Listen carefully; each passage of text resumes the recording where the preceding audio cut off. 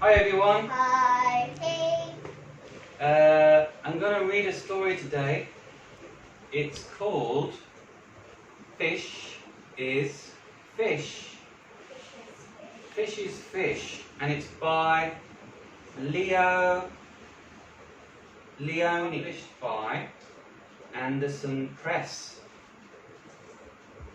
That's a good name. Would you like to hear it? Yes. Alright. At the edge of the woods there was a pond, and there a minnow and a tadpole swam among the weeds. They were inseparable friends. One morning the tadpole discovered that during the night he had grown 2 little legs. "Look," he said triumphantly. "Look, I am a frog." "Nonsense," said the minnow. "How could you be a frog if only last night you were a little fish just like me?"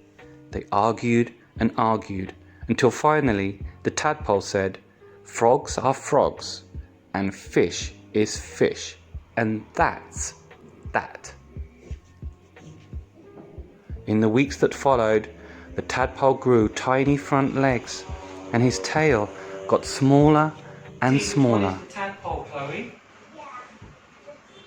That's right. This is the angry fish. That's right, he's the minnow. So he's got little arms and legs now. And then, one fine day, a real frog now, he climbed out of the water and onto the grassy bank. The minnow too had grown and had become a full-fledged fish. He often wondered where his 4-footed friend had gone. But days and weeks went by and the frog did not return.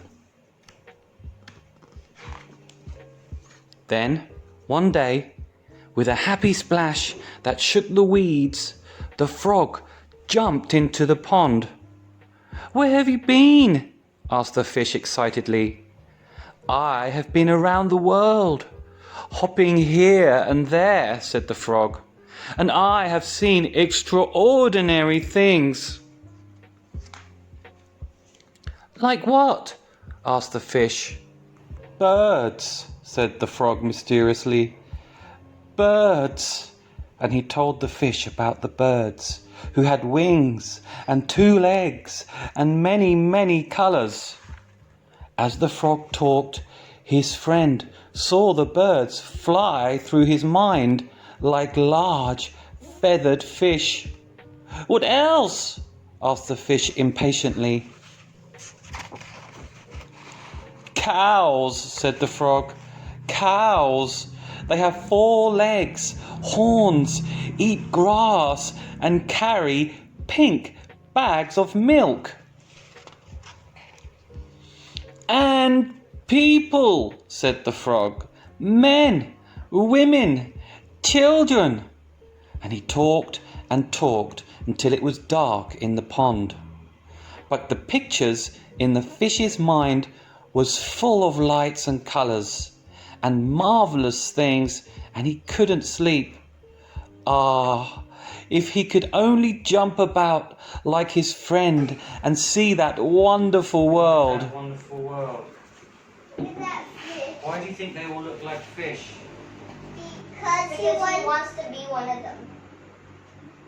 Chloe, why do you think? Because he wants to be human like fish. I'm not sure. Maybe you out there can Oh, he tell. wants to see the world. Maybe you can tell your parents as well. Why do all the friends of frog appear as fish in fish's mind? He wants to be one. And so the days went by. The frog had gone, and the fish just lay there, dreaming about birds in flight, grazing cows, and those strange animals, all dressed up, that his friend called people. One day, he finally decided that come what may, he too must see them. And so, with a mighty whack of the tail, he jumped clear out of the water onto the bank. He landed in the dry, warm grass, and there he lay, gasping for air, unable to breathe or to move. "Help," he groaned feebly.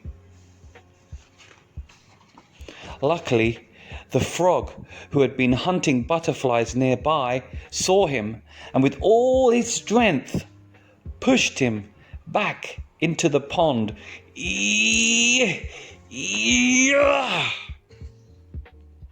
Still stunned, the fish floated about for an instant.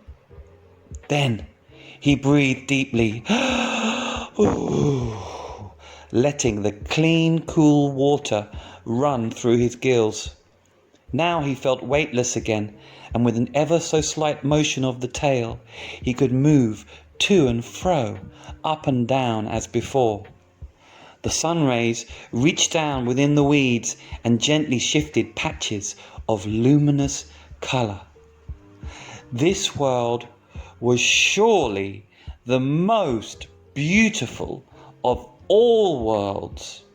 He smiled at his friend the frog, who sat watching him from a lily leaf. "You were right," he said. "Fish is fish." What does it mean? Fishy fish. Fish cannot. Before you say, let's ask those at home. Do you know what it means? Discuss it with your parents now.